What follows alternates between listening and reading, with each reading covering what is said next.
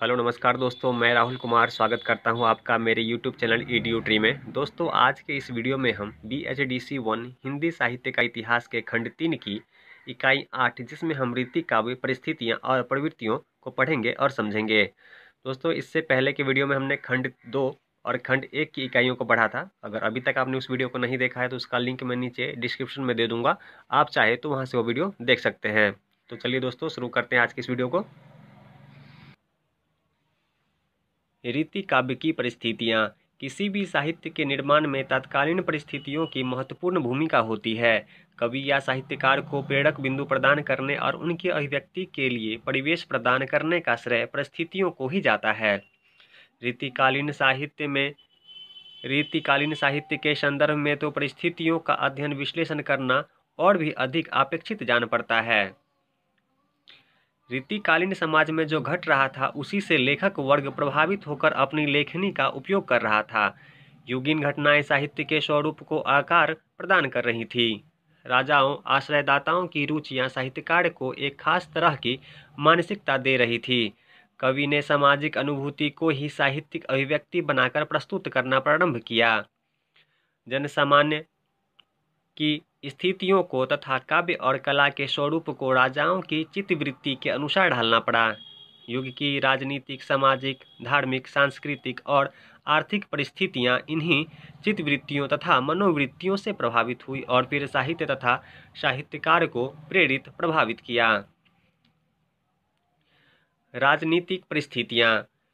हिंदी का भक्तिकालीन साहित्य जब अपने चरम उत्कर्ष पर था और रीतिकाल की पृष्ठभूमि तैयार होने लगी थी, तब अकबर का शासनकाल था। यह काल स्वर्णपूर्णता, शांति और सुख समृद्धि का काल कहा जाता है। अकबर की कूटनीति, शांति चेष्टाओं और समन्वय भावना ने देश के राजनीतिक वातावरण को शांति, निश्चिंतता तथा सुरक्षा की स्थितियां प्रदान की थी। किंतु अकबर के बाद जहांगीर के शासनकाल तक आकर राजनीतिक विघटन तीव्रता से प्रारंभ हुआ। राजनीतिक षड्यंत्रों, भयावह युद्धों और गृह कलह के कारण घटित होने वाली रक्त रंजित घटनाओं ने यहाँ के राजनीतिक वातावरण में अस्थिरता उत्पन्न कर दी। अतः राजनीतिक दृष्टि से यह काल मुगलों के शासन के वैभव और चरमोत्कर्ष तथा फिर उत्तरोत्तर ह्रास, पतन और निराशा का युग कहा जा सकता है। जहांगीर ने अपने शासनकाल में राज्य का जो विस्तार किया था, शाहजहां ने उसकी अत्यधिक वृद्धि की। उसने उत्तरी भारत के साथ साथ दक्षिण में अहमदनगर, बीजापुर और गोलकुंडा राज्य तथा उत्तर पश्चिम में सिंध से आसाम, अफगान प्रदेश तथा दक्षिण के औसा तक एक छत्र साम्राज्य की स्थापना कर ली। यह मुगल शासन का वह काल था जब सुख वैभव चारों ओर बिखरा था। ताजमहल जैसी यादगारों का निर्माण मुगल के इसी वैभव तथा कोश समृद्धि का सूचक है। किंतु शाहजहां की मृत्यु के अफवाह के बाद उसके पुत्रों के बीच राजसत्ता का संघर्ष प्रारंभ हुआ और यहीं से वैभवशाली साम्राज्य प्रसाद का ह्रास शुरू हुआ। औरंगजेब द्वारा राजनीतिक महत्वाकांक्षा से प्रेरित होकर अपने पिता शाहजहां को बंदी बनाना, अपने भाइयों को कत्ल करवाना और सभी को अविश्वास की दृष्टि से देखना जग विदित ही है।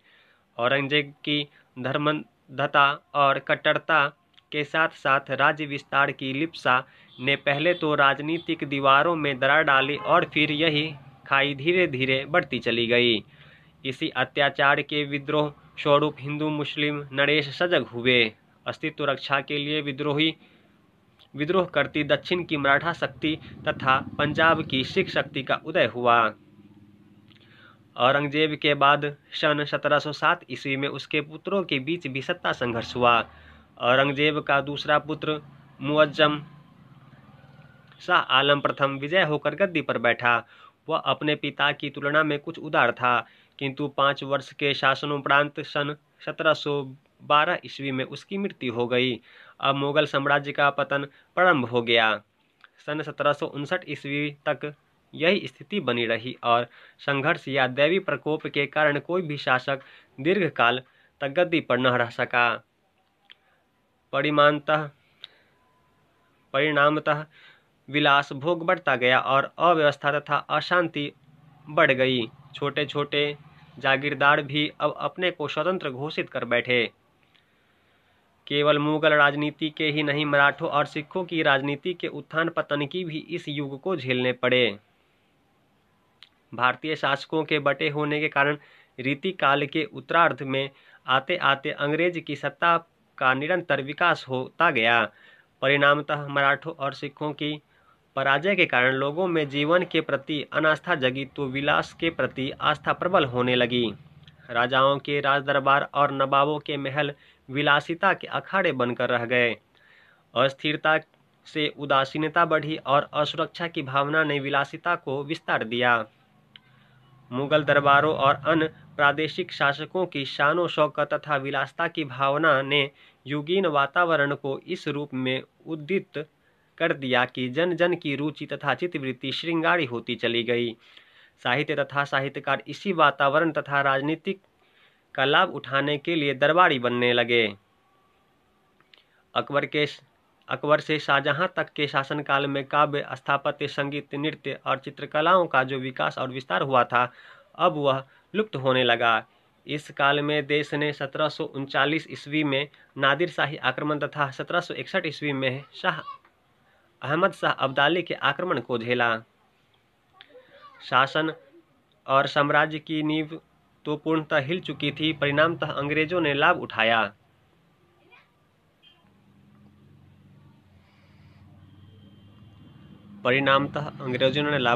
और धीरे धीरे शक्ति संचय करते हुए वे 1803 ईस्वी तक लगभग पूरे भारत पर आधिपत्य जमा बैठे। अतः औरंगजेब के बाद की पुरुषार्थहीन, दब्बू तथा अशक्त शासकों और सामंतों की पीढ़ी ने सशक्त भारत को खोखला करवा दिया। इस दौर के 250 वर्षों के विलास वैभवपूर्ण मुगल साम्राज्य का अत्यंत करुणिक रहा। इसी प्रकार अवध, राजस्थान तथा बुंदेलखंड के हिंदू राजवारों तथा अवध के नवाबों का अंत भी विलास, भोग तथा षड्यंत्रों के कारण ही हुआ। स्पष्ट है कि ऐसी राजनीतिक चालों और गिरते हुए मूल्यों के बीच रचा गया रीतिकालीन साहित्य युग के राजाओं, नवाबों और आश्रयदाताओं के दरबार की नुमाइश बनकर ही रह गया। सामाजिक परिस्थितियाँ। रीतिकालीन युग की सामाजिक दृष्टि से भी घोर पतन का युग ही था। सामंतवादी समाज के सभी दोष इस युग में किसी न किसी रूप में विद्यमान थे। सत्ता व्यवस्था में विवेकहीनता और अव्यवस्था का माहौल बना। भक्तिकालीन युग में तो छुआछूत,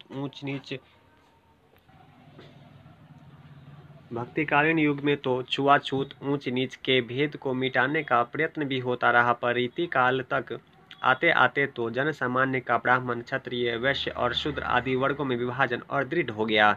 इसी प्रकार व्यवसाय के आधार पर भी सुनार, लुहार, बढ़ई, माली, दर्जी, जुलाहा, पासी आदि जातियों में समाज का बंटवारा हो चुका था।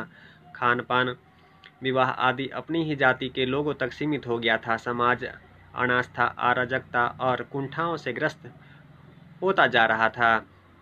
ब्राह्मणों का अन्य जातियों पर प्रभुत्व था। महत्वपूर्ण पदों पर ब्राह्मण आसीन थे। राजाओं और जागीरदारों से उन्हें कर्मकांडों के बदले में अपार धन मिलता था। मंदिरों और मठों की संपत्ति पर उनका अधिकार था। ब्राह्मणों की प्राचीन तेजस्विता और त्याग वृत्ति प्रायः समाप्त हो रही थी। क्षत्रिय विभिन्न राजाओं की सेनाओं में ऊंचे पदों पर नियुक्त थे। किसी जाति के रूप में क्षत्रियों का गौरव भी कम होता जा रहा था। अधिकांश क्षत्रिय विलासिता का जीवन जीने लगे थे। सूड़ा ही ने उन्हें अपने आगोश में ले लिया था। वैश्यों और शूद्रों की स्थिति भी अच्छी न थी। उद्योगों और व्यापारों के नष्ट होने से वैश्य संपन्न नहीं रह गए थे। शूद्र स्वर्ण जातियों की सेवाओं से अपनी जीविका चला रहे थे। शूद्र समाज में उपेक्षित थे। समाज में बाल विवाह प्रथा तेजी पर थी।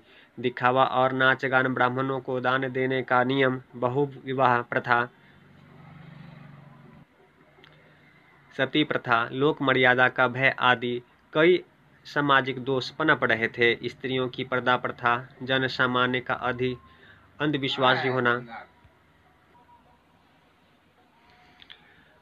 रूढ़िवादिता का चहुमुखी फैलना, शुभ अशुभ मुहूर्त, झाड़ फूक, भूत प्रेत आदि विश्वासों में जन जन पिस रहा था।